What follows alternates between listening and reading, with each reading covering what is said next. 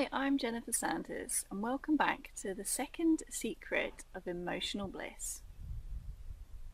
So, the problem that we have is that we don't know if we're going to overreact emotionally.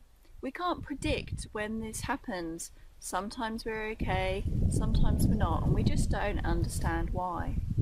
And what we would really like is to be able to be confident in our ability, that we can always face challenges and we can always approach them in our own unique way. We can keep working in harmony and we can keep rocking and rolling and living life how we want to. So this root cause is the fact that we don't work with our true nature. We work against our true nature. So the first thing that's a problem is what we mentioned in yesterday's video, that we don't really own our value and we don't know what we excel at. So how can we really be confident in our abilities when we're not sure what we excel at and we're not sure where our strengths don't lie and where our weaknesses are? The second problem that's really going on is that we learn methods from other people, from external situations outside ourselves, and these methods just don't work for us a lot of the time because it's not the way that we approach situations. Why? Because we have our own unique energies and our own unique perspective, and if we try to go on what somebody else teaches us, then that just doesn't work. We need to approach the problem from our own strengths and our own weaknesses. We're not considering what is our way to solve the problem. We're always looking for what somebody else does. And remember, they're unique too. Their method will work for them or work for another person, but it won't work for you necessarily all the time.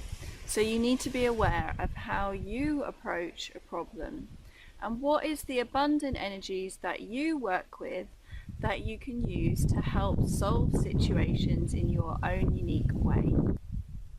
Also, this is a problem because a lot of the time we don't like to look at what our weaknesses are. We do like to think about what we're good at, but we just don't want to think about what we are not very good at. And there definitely are energies that we aren't abundant in.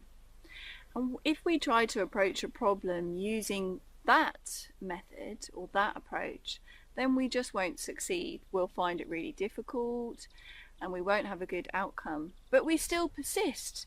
Do you find that there's situations that you just keep approaching in the same way and it makes you stressed out, but you just think that that's the way you have to do it, and all the time you're creating more and more stress for yourself?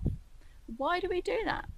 Because again, we've learnt that from somebody else. We've learnt that method from the job. That's the way we have to approach the problem. That's the way we have to find the solution. And it just doesn't work for us, but we keep going back over it over and over again. So we learn these correct ways from society, and we learn them also from school because, as I mentioned in the previous video, we see ourselves as carbon copies of other people, having to compete for the same resources and having to show that we have the same strengths as other people. So we use methods that other people teach us because we think that that will work for us too. And then we have a vicious cycle. Because we don't have good confidence in ourselves, we try a method that somebody else teaches us. And then when that comes to a point where it doesn't work, we then have a knock to our confidence because it wasn't the way that we naturally work.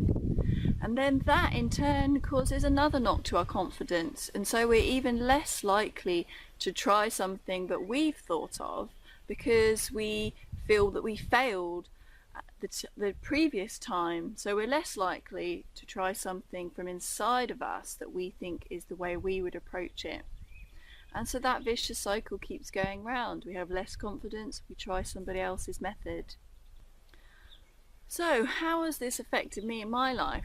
Well, I took on some of the coping strategies from my parents, which a lot of the time was be quiet and put up with it and then it'll be okay. And I found that a lot of the time I was stressed out because I was just not speaking up and just building up resentment.